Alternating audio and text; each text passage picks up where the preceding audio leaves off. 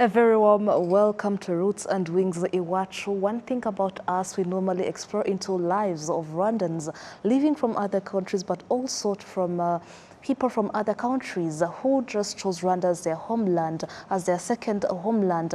Right on my left side, I'm going to be welcoming someone of very special who really chose to leave a mark in Rwanda, but also not forgetting her home country. I'm totally honored to be welcoming Anna Njoki Mbugua. Welcome. Thank you so much for having me. We are definitely delighted to be having someone who speaks and listens to Kinyarwanda fluently, as if she even has a nationality here in Rwanda. I wouldn't say fluently, but like, yeah, I'm trying. Yeah. Mrahoneza. Mraho. Oh, you said. So that's it. Yeah, yeah, for sure. How have you been? Good, I'd say. Yeah, everything is going well. Yes, great. To start with, what inspired you to choose Rwanda? Why Rwanda? Why Rwanda? I get this question a lot. Yes. But I first came visiting. My cousin lives here in Rwanda with her husband and kids. So I decided, in 2021, I was just like fresh out of high school. And I was like, there's nothing really that I'm doing a lot. So I got the invite to come and visit. Yes, just here from Kenya. So I came and I fell in love with the place. Yes. Afterwards, that's when I decided, let me give it a shot. Yes. And then from there, you started even pursue your studies. Yeah. Why choosing Rwanda again? I mean, the opportunity presented itself, definitely. And when I weighed, I was like, it's not very different from Kenya. And then again, the university that I went with, East Africa University of Rwanda, it was a good university. The lecturers, there's a lot of diversity, and the curriculum was good. So I was like, why not? And I did it for 3 years. Yes. And I graduated last year in October with my Mass Comm bachelor's degree. Interesting. Yeah. And then that was since 2022. 2022. Yeah. And you've been in Rwanda since? November 2021. November 2021. Yeah. Now, going on a bit, what inspired you, or maybe what pushed you to become now a content creator that we see going viral, trying so hard to be speaking Kinyarwanda, as we always see? I mean, I love content. I love being in front of the camera. I love expressing myself, talking. Most people would say I'm an extrovert. Yeah, and I was like, why not? Because I kept saying to myself, I should have been dancing on camera in 2020. I'd be very far right now if I danced on camera in 2020. Indeed. That's when content creators came up with COVID and everything. And I was like, why not? And I kept pushing myself. When I was in university, I kept waiting to get a new phone, to get to be in the best circumstance, and I never did it. So when the opportunity presented itself this year, because that's when I actually took it seriously, I was like, yeah, let me do it. Yes. And how has living in Rwanda shaped your contents? Because among the contents that we see going viral on your pages, on your Instagram pages and all the other social media platforms, we see someone who's really you've been influenced by living in Rwanda to be doing some kind of contents. I mean, I would attribute it to my colleagues back in uni, and we used to speak a lot of Kinyarwanda. Like, my friends used to push me to speak Kinyarwanda. They want to speak to me in Kinyarwanda only. It was like a challenge for me, so I picked it up a lot in uni. Like, when you're inside the community, that's the best way to learn a language. When you're inside, when you're among people who can speak the language, you pick it up a lot. And that's how I picked up Kinyarwanda. And a lot of my content is Kinyarwanda. Sometimes I jump on trends, get a nice POV, but most of my content is in Kinyarwanda. So I'd say it's because I've picked it up with people, speaking to people, wanting to learn. I'm sort of a linguistic person. I love languages. I'm trying to learn French at the moment on Duolingo. I'm doing it with my boss, in a way. Trying to learn French as someone who grew up speaking Swahili and also English. How does it feel? What's the experience? Learning a new language it's tricky. Yes. But you see, the thing is, in uni we did French also, as a course. So I got introduced to it then, and it was like, okay, it's nice. I could try it. But you see now Kinyarwanda has taken more root in me because I speak it a lot with people. Even our help at home, she also speaks Kinyarwanda and English, so she helps. Yeah. How long did it take you to adapt enough and try and speak Kinyarwanda and even listen? I'd say by when I was heading into third year, Yeah. yeah, that's when my Kinyarwanda was like, you know, yeah, if I can bargain with Moto, I was like, No, you can even bargain with Moto. How? Try it. like bargaining with the Moto, I'll be like, boss, bitese, umeze neza? Yeah. Yego, shaka kujya kibagabaga, nangahe? Cyatanu. Uretse bagato, ni menshi cyane gabanya igihumbi. Tugende se? Yeah. Indeed. That's works, nice. yeah. I mean, that's a big move indeed. Yeah. And I would like to know, it's not normally, it's a normal thing that someone coming from another country to their homeland, or maybe coming from their homeland to another country, you normally have an experience of cultural differences. How did you experience that on your own? The language was the first thing. Yeah. At first, Kinyarwanda hit me in the face like poof. I was like, I can't, I'm floating. I did, like, for 2-3 months, I was like, I'm so lost. But again, I'm Kikuyu, so there's a lot of similarity even with Swahili, so yeah. And also the food was very different. Yeah, because in Kenya, we have like a lot of tribes, so the foods are like very, very different. So coming here, I had to adapt to the food. Culture-wise, I'd say Rwandans are a bit calm, you know, easygoing. Kenyans tend to be like very outdoorsy out there. So you would say that Rwandans are normally introverts in general? Majority. Like they don't talk a lot. They don't talk a lot. They're not loud. You know, it's very different from what I'm used to. So yeah, I mean, again, you have to like, adapt. Yes. Yeah. What other challenges did you maybe face, and how did you manage to overcome them? I mean, it's a new country, you don't have friends, you don't know people, but I got to like, again, I'm an extrovert, so I tend to like talk to people, try and make friends. I remember there was like this art center near my home in Kachiru. We used to live in Kachiru before. Yes. So there was this NP art center. You should check it out. It's very good. Yeah, so I made friends there. They used to have like gigs, like people come, they want to show their art, they want to mingle with people. So I made a lot of friends there. And then after I was able to like make friends in uni, be able to move around. That's how I got to like know the city. Because after uni, you used to like walk around with friends, go to places, you get invites, and you get to know the places. Because I used to get lost a lot. Yes. A lot, yeah. So that was the biggest challenge. Yeah, you have to adapt, getting to know the places, the language, the food. It was a lot, honestly. Okay. And Kigali, the weather changes a lot. Yes. It's like, is it hot or cold? Speaking of the food, what kind of food, Rwandan food that you really like, the local food? Local food, brochette. Is it local though? I don't know if it's local. In Kenya, you don't have that one, right? We do. We call it mishkakis. Mishkakis, they're like meat on sticks. It's very good. Yeah. But like, I feel like brochettes are my favorite thing ever. Like with Rwandan food, yeah. Okay. Yeah. Okay. And Anna, you're an influencer. You're a content creator. What impact would you like to make on your audience? I mean, with my content, the goal is to express myself. But with the audience, it's like, I want when someone watches my content, they're like able to take a break from reality, everything that's going on with life. You've had a long day at work, you can go on my socials, see me speak Kinyarwanda, it makes you laugh. It eases up the burden of life and everything. I mean, that's the main thing, just make people laugh, yeah. Yeah. Okay. Do you feel a responsibility as a foreigner influencing people in Rwanda? Yeah, I mean, there's always the good side and the bad side of social media. There's a lot of misconceptions, false narratives and everything. I try to be like, push a good narrative, yeah? Like paint the country in a way that I have experienced it. I wouldn't speak for anyone else. Rwanda has worked for me, it's good, it's a good experience, it's a good life. And for me, it's to just be positive always. That's the impact I always want to have, just to be positive, be truthful with my content, and try not to,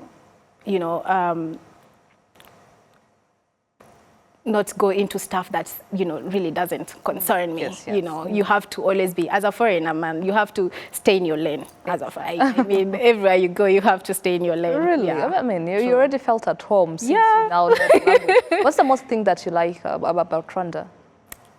The security.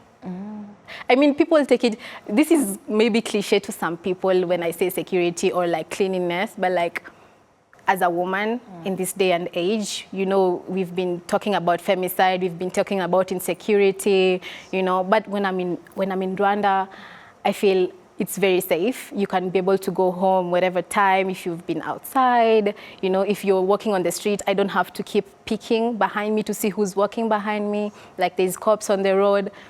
Sometimes we take for granted the safety, and you will never realize how safe Rwanda is until you go to other places or, you know, you experience a different country, and that's when you know, like, the safety, true, it's here. Like, you guys are really trying, even with the cleanliness. I used to see it on social media a lot, like, Rwanda is clean, but when I got here, I was like, damn, it's true. It's actually, it's true. Yeah. Really? Yeah. What do you think Kenya, as your home country, should be learning from Rwanda, and vice versa, of course? What do you think Rwanda should be learning from Kenya, as the two countries you've been exploring, you've been there? Yeah. Both of them. What can we learn from Rwanda? I might get a little shade because of this, but like, yeah. Anyways, when it comes to governance, I feel like that's the most important part for the country to work. And here, out of my experience and what I've seen, the government works for its people. Like, the first thing the government does is like to look at how their people are going to benefit from this decision they're making, you know. And I feel like His Excellency Paul Kagame goes the extra mile for this country to like put it on the map, you know, bring people here, you know, put Rwanda out there. And I feel like you have a system that works for you guys, you know. And I feel like Kenya could learn from that, you know, instead of when we elect people, they put their interests first, they lie on their campaigns and whatever, and once they get into office, they don't do that, yeah. And also, what else? In terms of security also, I feel like they should come and benchmark a bit. One or two things, yeah. Also with the cleanliness, you know, that it's here people take it upon themselves, in as much as the government does it, people here take it upon themselves to like ensure they are not littering, you know, they're going the extra mile to be able to come out on Muganda, clean up, you know. Yes.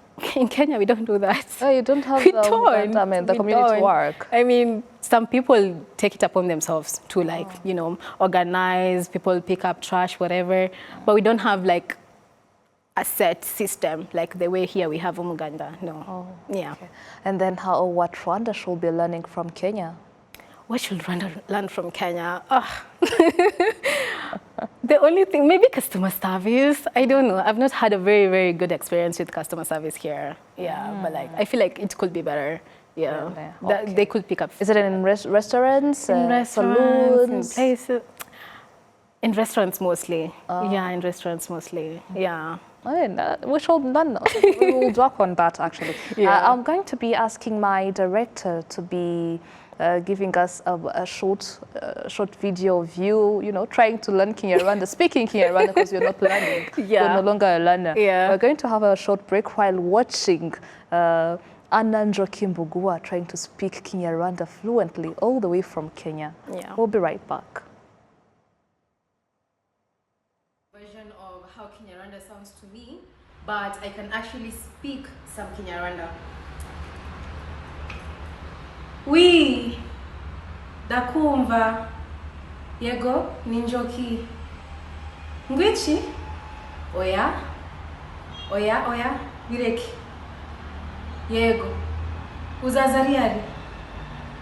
Sawa, tuzabona nejo. Aitwa gutezi? Yego, ni mushuti wanje. Uyu mukobwa ni mwiza cyane. Yego, ndamumva. Oya, uyu muhungu nagari wanje. Mundeke please. Nagari wanje. Ni imfizi y'akarere kabisa.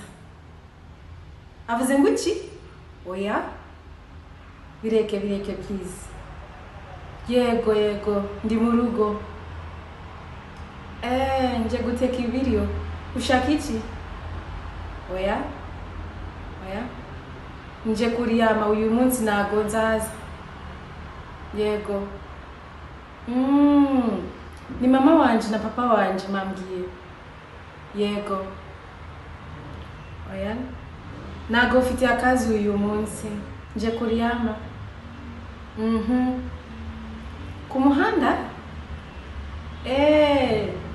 Ni modoka ya Jean Pierre. Yego.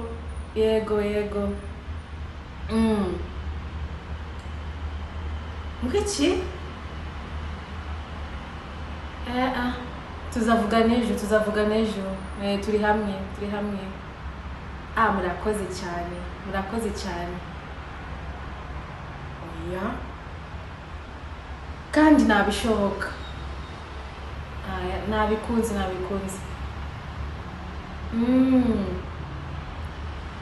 Hafite amazina ibiryo. Byose. Ni nziza pe ariko nta kibazo. Ngwiki? Uzambwira.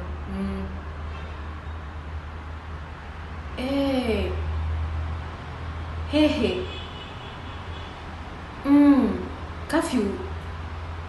Kafyu irahari mani. Nago shaka kuja uyu munsi. Okay, sawa tuzavugana. Umunsi mwiza. Nawe. Aya, sawa, bye. Okay, now who taught you that kind of... Oh my God. Okay. Who gave you like instructions to do or maybe say what I was going to say in the video in the first place? I'm an overthinker. Let's start from there. And I have a lot of conversations in my mind. So sometimes I think, oh, I could do this actually. No, let me do one I'm talking to a motari. Let me do one scenario where a guy has cheated on me or something. I did that one. Yes. Yeah, I've also like, I'm going to sing next. The next one I'm planning, I'm going to sing in Kinyarwanda. With the right lyrics? Yes, Israel Mbonyi's song. Okay. Yeah, but Israel Mbonyi can, he can sometimes mix up. No, the one I'm talking about is like fully Kinyarwanda? Very Kinyarwanda. Okay. Yeah. And now, who taught you the Kinyarwanda word? My friends. I blame my friends. She's actually here with me today, so yeah, she's been very supportive with my Kinyarwanda journey, if I'd say so. Yeah, she in uni when you used to like talk and have fun with friends, a guy that I used to like be friends with also, that's how the name came about. Yeah. Okay. Now moving on a bit, we'll be right back with another video of yours, but I would like you to tell me, did you find Rwanda as a home for opportunities for young creators, and why? Definitely. I feel like there's a gap. If you can identify what people are not doing, you can jump on that and be able to like do it for yourself, do it for your viewers. And I see a lot of workshops, a lot of conferences and small trainings that happen. I see them on social media. I don't know why I always miss them. I see them after, but they do happen where it's like content creator based. Yeah. I mean, sometimes it's organized by the creators themselves, sometimes it's by an organization, but I feel like the opportunity is there. If you're able to like, know what you want and tap into that, you're able to like do stuff for yourself. Yes. And how do you balance your studies, your work life, and also the content creation part? I finished uni, so I've already graduated, so at least that's out of the way. Work, actually most of these videos, like all of them that I've shot them at the office. My boss is very supportive, then I'm PC, and she's a creative. She's someone who's very open-minded. She wants you to, yes, work, but also like focus on yourself also, like grow as an individual, not just like grow the company and work and everything. Like if you can be able to tap into yourself and know what you want, grow as a creator, she's very supportive. And I do this like in the morning when people haven't yet come to, so I go earlier than I'm supposed to. Yeah, so I go earlier, do my video, or in the evening when people are leaving, I do it. Yeah, so I'm able to like shoot at the office. That's how I balance it. Plus it's not like a lot of content, maybe like 1-2 videos a day, and you can just edit faster, and then, you know, I'm also a creative, so it comes somewhat naturally. But yeah, I'd say the environment is very supportive, work. At your young age, have you ever maybe thought of being a content creator as you are now when you were still young? No, but I used to want to be on TV so bad. I'm like, when I used to watch people on TV, yeah, the women, they're so stylish, very pretty, very articulate. I used to like, that's gonna be me one day. It's gonna be me someday. That's why I did mass communication in uni, yeah. And as a content creator, let's say 2020-ish, that's when I was like, I might do that. I mean, I'm funny, I'm talkative, why not me? Why not try Every it? time I was like, why not me? Yeah. And now, how has this changed your life or maybe impacted your life so far? I mean, I'm here now. This is so huge for me, actually. I've also like gotten a lot of engagement with my videos, the comments, the likes, the follows, which I'm very grateful for. And I hope they continue. And I mean, it's given me a different, you know, perspective to wanting to like do more for myself, because I don't want to put myself in a box and say I only want to work or do this. Yeah, so I mean, when you start content creation and you see you're able to do this, it opens up your mind to be like, oh, I can also do this. I can also do this. Yes, I mean, it's helping me to grow step by step. Yeah. Okay, great. We're going to have the next video on, and then we're going to see how you're progressing still with your Kinyarwanda, because it's indeed very good for me so far. Thank you. Okay. But this is part 2 of how Kinyarwanda sounds to me as a Kenyan, but I'm gonna be taking a bike this time. Mota, ngwino, miriwe, meze neza, ego, tugende Kibagabaga. Tuzagarukira ku rwibutso tumanuke hasi muri karitsiye, yego, ku gishanga. Nangahe? Ngwiki? Ni menshi cyane, cyatano ni menshi cyane. Oya, ni June. Boss, ntago ari kure pe. Tuze gufata iyi muhanda ya Nyabisindu. Yego, nago tukoresha yo ya Green Hills. Boss, oya, tugende man. Buri munsi nishyura igihumbi. Yego. Aya, genda nta kibazo. Tugende? Na igihumbi. Sawa. Ntabwo unyishyurisha menshi pe. Sawa, tugende. Wow. The next time I think you're going to be in the public buses, because now they're the ones that we're using currently, right? I don't know. I use bikes a lot. I mean, bikes are very convenient for me, per se. And as you already know how to bargain with them, so... Yeah, but with these fuel prices, we never know. I might end up going to a bus. Indeed, that is right. True. That's, I mean, that's the government's now implementation, so we need to do that. Yeah, but it works. It's good. It's very affordable. Yes, very affordable. Very much indeed. Now, moving on, I would like to know what's next for Anandroki Mbugua. I mean, where do you see yourself? Is it in Rwanda? In the coming 5 years, who is going to be Anandroki Mbugua? That's a very hard question. Where do I want to be? I definitely want to go for my master's. It's a plan I have playing out somewhere. Yeah, so scholarships are not easy to get, but like, yeah, we're trying. And work also, like, you know, continue getting better, continue learning from the best again. What else? Continue my content creation. I hope people follow me. I want to work with, I want to work with brands. I want to work with like initiatives. I'm very vocal when it comes to like women and policy and stuff. So I want to tap into that also. And yeah, I want to work with big initiatives. Visit Rwanda, call me. Oh. I tag them a lot on my videos. Oh, like really? every time I'm like, visit Rwanda, visit Rwanda. Yeah, so call me.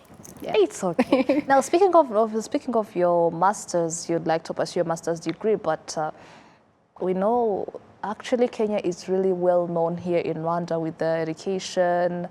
The education system there is really, good, you know, high ranking. Why still choosing Rwanda? What's influencing you to be in Rwanda when pursuing your studies? The opportunity presented itself. Yeah, and you know, you can weigh your options and see what works for you better. And also, it wasn't very different. I had Kenyan lecturers here. I had lecturers from Uganda. I had lecturers from Botswana. So it was very like, not very different from Kenya. Because at the end of the day, when it comes to education, as my mom says, it's you. You know, you could go to a school, it's very good, but you're also still at the bottom. Yeah. So it worked for me, honestly. And it continues to. I mean, I was just visiting another school that's very new. Yeah. And we might see how it goes. Okay, yeah. Interesting. As a last question, what advice would you like to give to young Africans who would like to be content creators, create home beyond borders in other countries? My advice will be, it might seem that it's very scary, but you can actually do it. There's nothing stopping you from being the best version of yourself. Do it. We always tend to think, what are people going to think when I move here? How is it going to be? If I start content creation, how is it going to be? How are people going to perceive you? I mean, first of all, the fear of perception should be the first thing that leaves your body the time you decide to start something new, because people are always going to think something about you or talk about you in a different way than you would expect. So just be yourself.